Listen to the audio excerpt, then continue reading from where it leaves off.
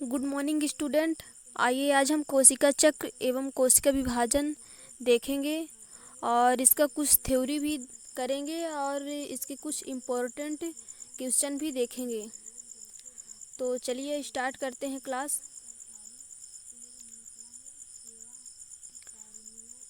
हमने live class लिया था तो उसमें क्लियर वीडियो नहीं दिख रही थी, तो उस वीडियो को मैंने डिलीट कर दिया है। तो अब हम ये वीडियो अपलोड करेंगे।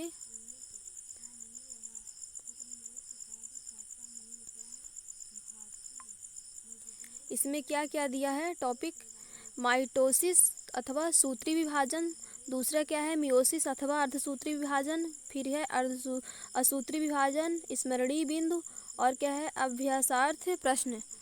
और इधर क्या दिया हुआ है एनसीईआरटी कॉर्नर यानी कि जो एग्जाम्पलर के क्वेश्चन हैं वो दिए हुए हैं। तो चलिए हम कुछ इसके इम्पोर्टेंट बिंदु देख रहे हैं।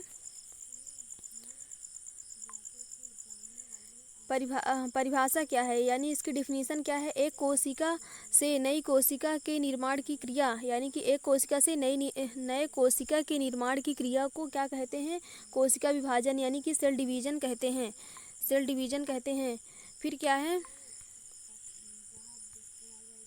यदि आप लोगों को क्लियर ना दिखे तो आप मोबाइल को रोटेट कर लीजिएगा। फिर क्या है, पादप में कोशिका विभाजन का अध्ययन स्ट्रासबर्गर यानी कि किस वैज्ञानिक ने किए थे। पादप में कोशिका विभाजन का अध्ययन स्ट्रासबर्गर किए थे। और आप स्ट्रासबर्गर एक और खोज किए थे, किसकी, सिनगैमी की खोज किए थे। जो पादपों में सिनगैमी होती है उसकी भी खोज किसने किया था, स्ट्रासबर्गर नामक वैज्ञानिक ही ने किए थे। तो जबकि जंतुओं में इसका अध्ययन, जंतुओं में किसका अध्ययन, कोशिका विभाजन का अध्ययन किसने किए थे, डब्ल्यू फ्लेमिंग यानी कि डब्ल्यू फ्लेमिंग ने किए थे। कोशिकाओं में कोशिका विभाजन निम्न कारणों से होता है। अब आइए देखते हैं कि वो कौन से कारण हैं जिसके कारण कोशिका विभाजन होती है। तो पहला कारण क्या है इसमें, पहला कारण है कैरियोप्लाज्मिक यानी कि कैरियोप्लाज्मिक सूचकांक यानी कि कैरियोप्लाज्मिक क्या है, इंडेक्स का घटना। फिर क्या है, एक छोटी कोशिका का KI यानी कि क्या है, कैरियोप्लाज्मिक इंडेक्स अधिक होता है। एक छोटी कोशिका का क्या होता है, जो कैरियोप्लाज्मिक इंडेक्स है अधिक होता है, क्योंकि इसमें कोशिका द्रव्य कम होता है, क्योंकि उसमें क्या है, कोशिका द्रव्य कम होता है। अब ये क्या है, स्टेटमेंट वाले जो सवाल आते हैं उसमें ये क्या करता है, पूछ सकता है कि जिस कोशिका का, मतलब कि जिस कोशिका का KI कम होगा यानी कि कैरियोकाइनेस वो कैरियोप्लाज्मिक इंडेक्स से कम होगा तो उसका ये क्या बोलते हैं, ये कोशिका द्रव्य क्या होता है, कम होता है। यानी कि जिसका KI अधिक होगा उसका कोशिका द्रव्य क्या होगा, कम होता है। लेकिन कोशिका बड़ी वयस्क हो जाने पर KI का मान कम हो जाता है। यहाँ पर क्या याद रखना पड़ेगा, KI यदि KI बढ़ेगा तो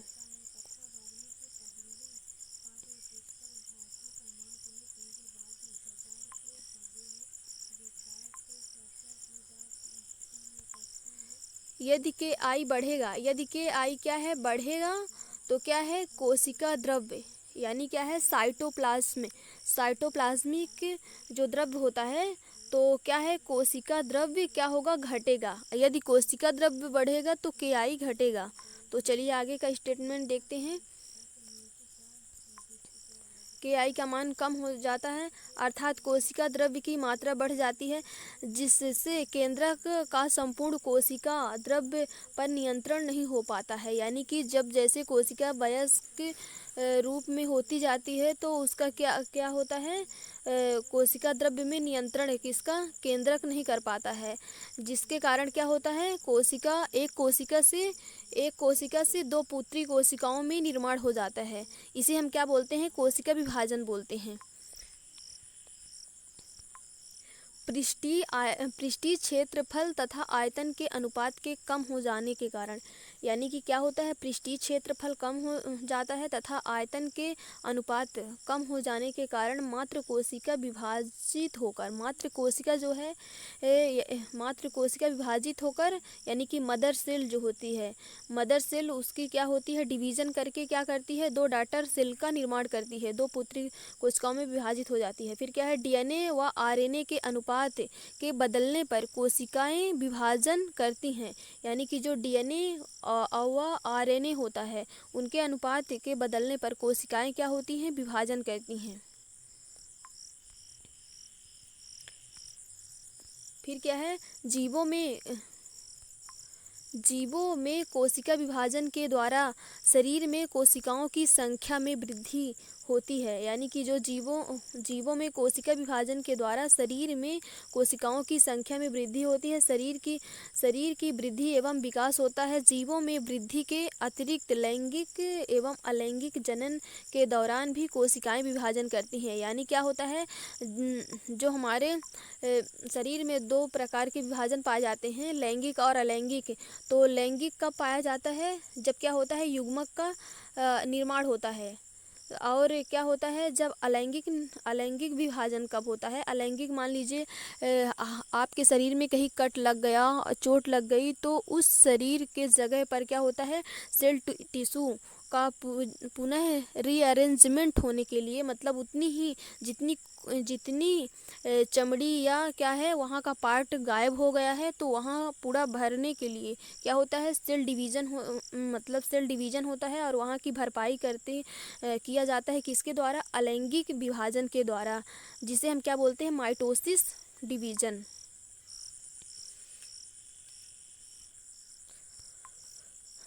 कोशिका विभाजन एक अत्यंत समन्वित प्रक्रिया है, यानी कि क्या बोलते हैं, कोऑर्डिनेटेड प्रोसेस है। साधारणतः यह 3 मुख्य चरणों में होती है।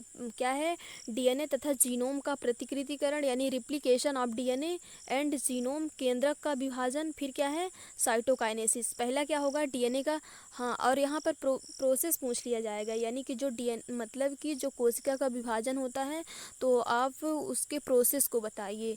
तो प्रोसेस में पहला क्या होगा, डीएनए का क्या होगा, रिप्लिकेशन होगा, फिर उसके बाद क्या होगा, केंद्रक का विभाजन होगा, फिर उसके बाद क्या होगा, केंद्रक का विभाजन होने के बाद कोशिका द्रव्य का विभाजन होगा। यानी कि आप इसको ऐसे समझ सकते हैं, मान लीजिए एक कोशिका है, तो कोशिका में क्या होगा, जो डीएनए है, जो क्या है, डीएनए है, तो वो क्या होगा, मतलब कि डुप्लीकेट होगा, यानी कि क्या होगा, उसका प्रतिकृतिकरण यानी कि रिप्लिकेशन हो जाएगा। और मतलब जो डीएनए है, मतलब कि एक डीएनए से क्या हो जाएगा, 2 डीएनए का निर्माण हो जाएगा। अब जब 2 डीएनए का निर्माण हो जाएगा, तब इसका क्या होगा, अभी ये क्या है, एक ही कोशिका के अंदर है। अब क्या होगा, केंद्रक, मतलब कि एक ही केंद्रक में है। अब ये क्या होगा, जो केंद्रक है, तो अब ये क्या होगा, केंद्रक का डिवीजन हो जाएगा, तो केंद्रक 2 भागों में बट जाएगा।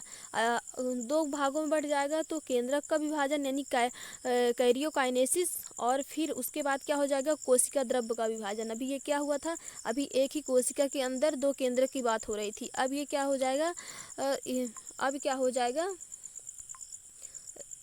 एक कोशिका से 2 कोशिका का निर्माण हो जाएगा, और उसमें एक एक डीएनए क्या हो जाएंगे, अलग हो जाएंगे।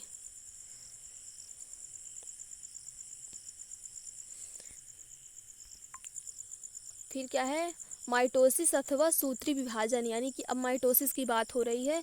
माइटोसिस अथवा सूत्री विभाजन जो कोशिकाओं की संख्या बढ़ाने में उपयोगी होता है, यानी कि अभी जो हम ऊपर स्टेटमेंट को क्या किए थे, समझाए थे, तो वो क्या है, क्या होता है, जो कोशिकाओं की संख्या बढ़ाने में उपयोगी होता है, यह विभाजन कायिक कोशिकाओं में भी होता है।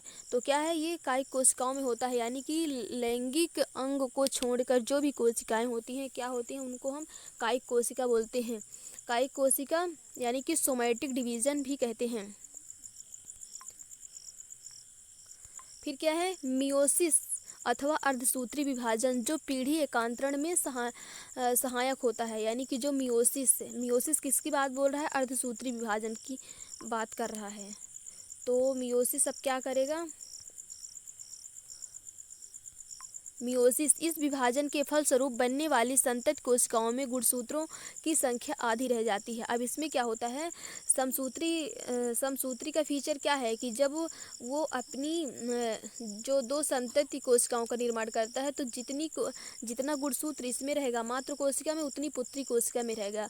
और लेकिन जो अर्धसूत्री विभाजन है तो उसमें क्या हो जाता है, गुणसूत्रों की संख्या जो क्या है, गुणसूत्र की संख्या क्या हो जाती है, आधी हो जाती है। इसीलिए तो इसका विशेष गुण है कि ये लैंगिक कोशिकाओं में पाया जाता है और इसके द्वारा क्या है, युग्मक यानी गैमीट का निर्माण होता है। माइटोसिस व मियोसिस के अतिरिक्त कभी कभी असूत्री विभाजन यानी एमाइटोसिस और मुक्त कोशिका निर्माण यानी फ्री सेल फॉर्मेशन भी होता है। फ्री सेल फॉर्मेशन जैसे हमारे क्या है, ब्रेन की जो सेल हैं तो वो क्या है, डिवीज़न नहीं करती हैं, वो क्या हो जाती हैं, जो हमारे नर्वस टिश्यू हैं तो वो डिवीज़न नहीं करते, वो कहाँ चले जाते हैं, सुप्तावस्था में। और हमारे हार्ट सेल हैं जो मतलब जो भी सेल में मतलब डिवीज़न नहीं करते हैं वो कहाँ चले जाते हैं, सुप्तावस्था में, जिसे हम क्या बोलते हैं, जिसे हम बोलते हैं एमाइटोसिस बोलते हैं। माइटोसिस अथवा सूत्री विभाजन। अब माइटोसिस अथवा सूत्री विभाजन की खोज किसने किया था, किसने, डब्ल्यू फ्लेमिंग किए थे। किसकी, माइटोसिस की खोज। और ये ऑब्जेक्टिव में पूछ भी लिया जाता है पीएनए। देखते हैं कि कोशिका चक्र क्या होता है। किसी कोशिका के निर्माण से लेकर उसके पुनः विभाजन द्वारा संतति कोशिका बनने तक होने वाली प्रक्रियाओं को क्या बोलते हैं, कोशिका चक्र कहते हैं, यानी कि क्या बोलते हैं, सेल साइकिल बोलते हैं। इसमें दो मुख्य अवस्थाएं होती हैं। कौन कौन सी दो अवस्थाएं होती हैं, पहला क्या होता है, इंटरफेज होता है, दूसरा क्या होता है, डिवीजन फेज या एम फेज बोलते हैं। फिर क्या होता है, अंतरावस्था क्या होता है। आइए हम देखते हैं कि अंतरावस्था क्या होता है, यानी कि इंटरफेज विभाजन से पूर्व की स्थिति है, इसको विश्रामावस्था भी कहते हैं। यानी क्या बोलते हैं, यदि पूछा जाए कि विश्रामावस्था किसे बोलते हैं तो इंटरफेज को विश्रामावस्था बोलते हैं। परंतु इस अवस्था में केंद्रक उपापचय की दृष्टि से अत्यंत सक्रिय होती है। इसमें ऑब्जेक्टिव यानी कि जो एमसीक्यू क्वेश्चन आते हैं तो उसमें ये भी पूछ लिया जाता है कि इसमें अंतरावस्था में क्या होता है, केंद्रक उपापचयी दृष्टि से क्या होता है, सक्रिय होता है कि निष्क्रिय होता है या दोनों होता है, या फिर पूछ लेगा उपरोक्त सभी, तो क्या होता है, उपापचय की दृष्टि से क्या होता है, सक्रिय होता है, अत्यंत सक्रिय होता है। फिर क्या है, माइटोसिस में होने वाले परिवर्तन क्या होता है, माइटोसिस यानी कि जो समसूत्री विभाजन होता है में होने वाले परिवर्तन माइक्रोस्कोप से देखे जा सकते हैं। यानी कि हम इसे क्या बोलते हैं, माइक्रोस्कोप से ही देख सकते हैं, ना कि हम नग्न आँखों से नहीं देख सकते हैं। और इसकी खोज किसने किया था, ए हावर्ड और SR पेल्क ने कोशिका चक्र को 4 चरणों में विभाजित किया था। मतलब क्या किए थे, 4 चरणों में। जो माइटोसिस है इसको मतलब कि देखने के लिए जो कौन से साइंटिस्ट, ए हावर्ड, इसके तो बहुत कठिन नाम दिख रहे हैं, ए हावर्ड और क्या है, SR पेल्क करके ये जो वैज्ञानिक है यानी कि साइंटिस्ट हैं, तो इन्होंने क्या किए थे, 4 चरणों में क्या किए थे, मतलब कि बांटे थे। कौन कौन से, G1 और S और G2 और क्या है, M अवस्था। तो अब आइए देखते हैं क्या होता है। और एक हुआ करता है ये क्या है, इंटरफेज, इसमें ये गलत दिया हुआ है। क्या होता है, एक इंटरफेज होता है और एक होता है इंटरकाइनेसिस करके हुआ करता है। इंटरकाइनेसिस किसमें होता है, जो अर्धसूत्री का दूसरा विभाजन होता है, तो एक इंटरफेज होता है और एक होता है इंटरकाइनेसिस। उसमें क्या होता है, DNA का डुप्लीकेशन नहीं होता है। इस अवस्था में DNA के द्विगुणन अथवा कोशिका विभाजन के लिए अन्य आवश्यक पदार्थों का संश्लेषण भी होता है। इस अवस्था में 3 स्पष्ट चरण, G1 S G2 अवस्था। तो इसमें यस नहीं होता है, ये थोड़ा गलत लग रहा है, आप देख लीजिएगा थोड़ा।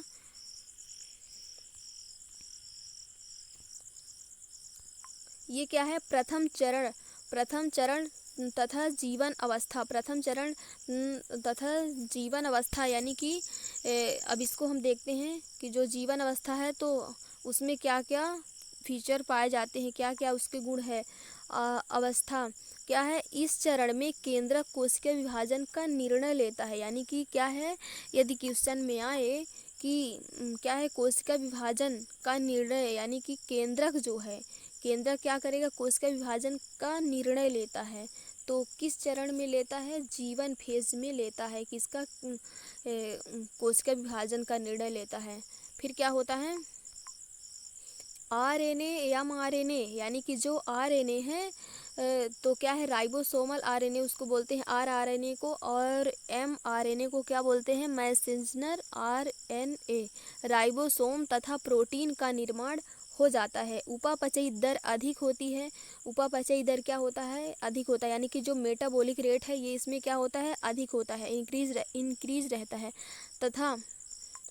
तथा कोशिका का आकार बढ़ जाता है। कोशिका क्या होती है, छोटी रहती है, उसका आकार बढ़ जाता है। फिर क्या है, यह सबसे लंबी अवस्था होती है। यदि पूछा जाए कि जो क्या होता है, इंटरफेज, इंटरफेज में क्या होती है, जीवन होता है, यस होता है, और क्या होता है, G2 होता है। जीवन होता है और क्या होता है, यस होता है, G2 होता है, और क्या होता है, यम होता है। तो इन चारों में से सबसे लंबी अवस्था कौन है, तो जीवन है। उपापचय दर से क्या होती है, अधिक होती है। कोशिका का आकार बढ़ जाता है, यह सबसे लंबी अवस्था है, यह सबसे लंबी अवस्था है। इस अवस्था में डीएनए की मात्रा परिवर्तित नहीं होती है। अब यहाँ पर ये भी पूछा जाएगा, डीएनए की मात्रा परिवर्तित तो नहीं होती है, तो जीवन अवस्था में डीएनए से कोई लेना देना ही नहीं है, तो क्या है, डीएनए की मात्रा वही रहती है। अब आइए इस डायग्राम से कुछ समझते हैं कि क्या ये डायग्राम कहना चाह रहा है। तो क्या है, कोशिका चक्र की विभिन्न अवस्थाएं, यानी कि different stage of cell cycle. तो क्या है इसका, पूर्व डीएनए संश्लेषण, यानी क्या है, प्री डीएनए सिंथेसिस। तो जो अब यहाँ चित्र से खुद ही प्रदर्शित हो रहा है, ये जो चित्र यहाँ पर डायग्राम दिया हुआ है, तो जो जीवन है ये क्या है, सबसे लंबी स्टेज इसी की दिख रही है। और फिर क्या है, इसके बाद एस है, फिर क्या है, G2 है, फिर उसके बाद ये थोड़ी सी जो बची हुई है, ये इतने में यम दिया हुआ है ये।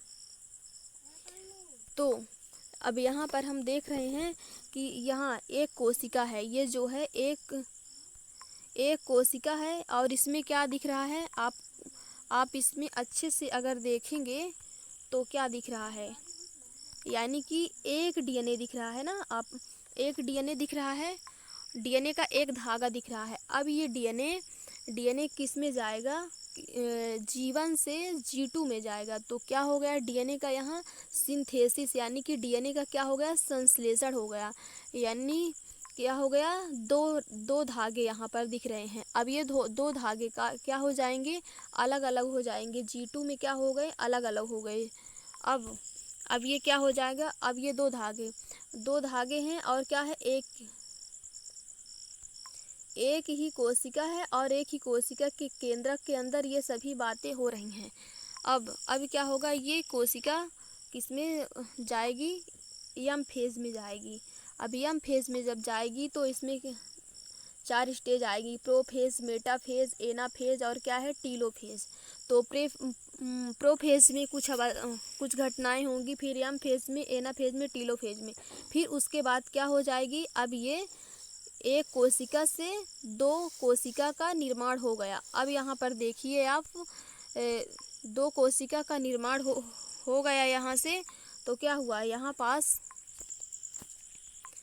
पास क्या है, केंद्रक क्या हुआ था, केंद्रक में जो डीएनए थे तो बिखरे हुए थे और बहुत सारे थे। तो यहाँ पास से ये जो डीएनए है, एक रेखा में और एक केंद्रक में सब बट गए हैं, और 2 कोशिका का निर्माण हो गया है। तो ऐसे ये क्या है, सेल डिवीजन हुआ करता है। और इसको क्या बोल दिया जाता है, और इसको पूर्व डीएनए क्यों बोला जाता है, पश्च डीएनए क्यों नहीं बोला जाता। पूर्व डीएनए इसको इसलिए बोला जाता है क्योंकि जो ये है, ये स्टेज है तो डीएनए के संश्लेषण से पहले आती है। जो डीएनए का ये संश्लेषण हो रहा है, ये जो डीएनए का यहाँ पर क्या हो रहा है, संश्लेषण या अवस्था में हो रहा है। तो इससे पहले कौन आ रही है, जीवन अवस्था। जीवन अवस्था इससे पहले आ रही है, इसलिए इसको क्या बोलेंगे, पूर्व डीएनए संश्लेषण। मान लीजिए कोई नॉलेज की बात ऐसे पूछ ही लिया कि जीवन को पूर्व डीएनए क्यों बोला जाता है, पश्च डीएनए क्यों नहीं बोला जाता, तो मेन रीज़न इसका यही है। और दूसरा क्वेश्चन यहाँ पास क्या बन रहा है, पश्च डीएनए क्यों बोला जाता है, इसको पूर्व डीएनए क्यों नहीं है। तो डीएनए के संश्लेषण के बाद यह अवस्था आती है, इसलिए इसको क्या बोला जाता है, पश्च डीएनए या पोस्ट डीएनए सिंथेसिस फेज। फिर क्या होता है, जो जीवन फेज है, जीवन फेज जो है, तो जीवन फेज में जो कोशिका क्या होती है, विभाजन जिसको नहीं करना होता है, तो जीवन फेज से ही निकल जाती है। जीवन फेज से ही कहाँ निकल जाती है, G0 फेज में चली जाती है। तो इसको क्या बोलते हैं, सुप्तावस्था बोलते हैं।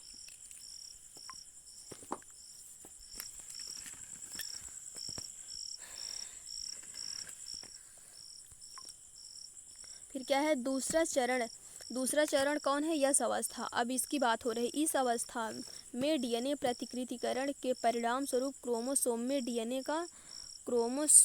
क्या होता है, क्रोमोसोम में डीएनए की मात्रा दुगनी हो जाती है। यानी क्या होता है, क्रोमोसोम जो होता है उसमें क्या होता है, डीएनए की मात्रा क्या हो जाती है, दुगनी हो जाती है। लेकिन हाँ, डीएनए की मात्रा दुगनी हो जाती है और क्या होता है, गुणसूत्र की संख्या वही रहती है। डीएनए की प्रारंभिक मात्रा यदि 2C है तो यह बढ़कर 4C हो जाती है। हिस्टोन प्रोटीन का निर्माण होता है, लेकिन गुणसूत्रों की संख्या में वृद्धि नहीं होती है। यहाँ से जो ये डीएनए का संश्लेषण अवस्था है, ये यस फेज, ये बहुत इम्पोर्टेंट है। यहाँ से तो भर भर के क्वेश्चन पूछे जाते हैं। यहाँ से ऐसे क्वेश्चन पूछे जाते हैं कि डीएनए का संश्लेषण अवस्था कौन सा है, तो यस फेज ही हो गया। और पूछा जाएगा कि इसमें डीएनए की मात्रा क्या हो जाती है, तो डीएनए की मात्रा दुगनी हो जाती है। यदि वो 2C है तो 4C होगा। ये क्या है, एग्जाम्पल दे दिया है, एनसीईआरटी की लाइन है ये। और क्या पूछा जाता है कि जो हिस्टोन प्रोटीन है, तो हिस्टोन प्रोटीन किस में पाई जाती है, जो डीएनए की संरचना है, तो डीएनए की संरचना में जो प्रोटीन पाई जाती है उसको हिस्टोन प्रोटीन बोलते हैं। तो उसका निर्माण किस अवस्था में होता है, और सारे जो प्रोटीन है तो उसका निर्माण तो जीवन अवस्था में हो जाता है। लेकिन एक ऐसी प्रोटीन है कि उसका निर्माण कहाँ होता है, एस अवस्था में होता है। तो क्या है, गुणसूत्रों की संख्या में वृद्धि नहीं होती है। अब यहाँ पर क्या पूछ रहा है, गुणसूत्र हम किसको बोलेंगे, जो ये क्या है, ये गुणसूत्र है। तो इसकी संख्या में, ये एक संख्या में है तो ये एक ही संख्या में रहेगा। और क्या होता है, डीएनए की मात्रा दुगनी हो जाती है। जो डीएनए है ऐसे ऐसे करके है, तो इसकी मात्रा में बढ़ोतरी हो जाएगी, लेकिन गुणसूत्रों की संख्या में बढ़ोतरी नहीं होगी। इसका विशेष गुण यही है, डीएनए संश्लेषण, यानी कि यस अवस्था का। अब यहाँ पास ये कुछ ग्राफ दिया हुआ है, तो आइए देखते हैं कि ये कैसे है। अंतरावस्था में चरणों की डीएनए की मात्रा, यानी कि क्या है, amount of DNA during various stage of interphase. तो क्या है, डीएनए की मात्रा, यानी क्या है, अमाउंट ऑफ डीएनए। यहाँ पर ये जो लाइन खड़ी गई है, तो क्या है, डीएनए की मात्रा को बता रही है। और ये जो लाइन गई है, तो ये क्या है, टाइम पीरियड को बता रहा है। तो सबसे ज़्यादा टाइम पीरियड यदि आप देखेंगे तो किस में लग रहा है, जीवन में लग रहा है। और क्या है, जो डीएनए की मात्रा है, तो इसमें क्या है, 2 ही है, ठीक। और जो एस अवस्था है, तो ये कहाँ है, 2 है। तो डीएनए की मात्रा 2 से 4 हो गई, किसमें, इसमें, एस अवस्था में 2 से 4 हो गई।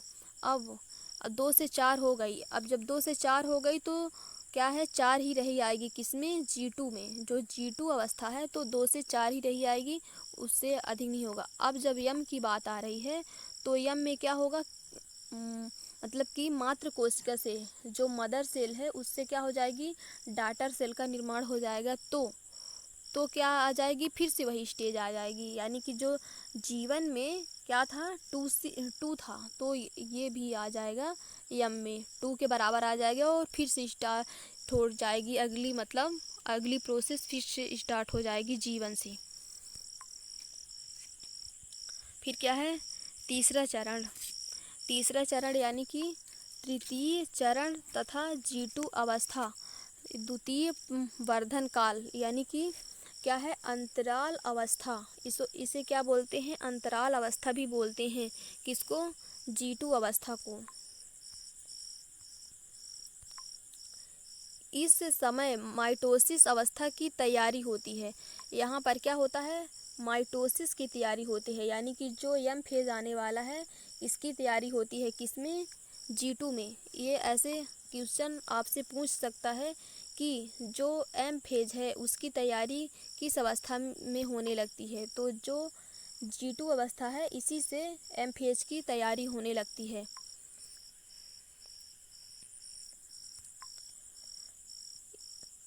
इस अवस्था में तर्क के लिए आवश्यक प्रोटीनों का संश्लेषण होता है, यानी कि जो तर्क तंतु होता है उसके लिए क्या होता है, आवश्यक जो प्रोटीन होता है उसका संश्लेषण किसमें होता है, G2 अवस्था में होता है। तीनों प्रकार के आरएनए का संश्लेषण होता है। जो 3 प्रकार के आरएनए हैं उनका भी संश्लेषण किसमें, तृतीय अवस्था यानी कि G2 अवस्था में होता है। क्लोरोप्लास्ट, माइटोकॉन्ड्रिया तथा तारकाएं 2 गुने हो जाते हैं। यानी क्या होता है, क्लोरोप्लास्ट और माइटोकॉन्ड्रिया और तारकाएं क्या हो जाते हैं, 2 गुने हो जाते हैं। फिर क्या है, अब किसकी बात आ रही है, माइटोसिस यह कोशिका चक्र की सूक्ष्मदर्शी द्वारा दिखाई देने वाली अवस्थाएं हैं। इन अवस्थाओं में होने वाले परिवर्तनों का अध्ययन सुविधा के लिए माइटोसिस का अध्ययन प्रोफेज, मेटाफेज, एनाफेज, टीलोफेज और साइटोकाइनेसिस अवस्थाओं के माध्यम से किया जाता है। हाँ, और इसमें ये भी पूछ लिया जाएगा कि जो माइटोसिस है तो उसमें कौन कौन सी अवस्था आती है। तो पहला है प्रोफेज, मेटाफेज, एनाफेज, फिर क्या है, टीलोफेज। PMAT।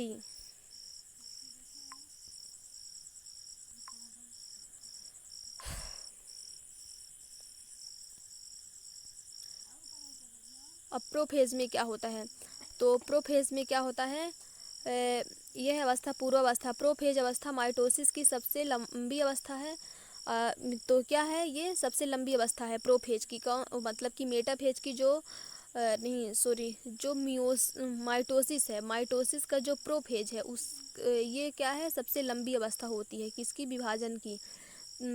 तो क्या है, परंतु फिर भी इसकी तुलना में अंतरावस्था अधिक है। यानी कि जो अंतरावस्था है तो वो जो जितना टाइम पीरियड लेता है तो उससे कम ही है। ये कौन, प्रोफेज। किसका प्रोफेज, इसका माइटोसिस का एम फेज। ये क्या होता है,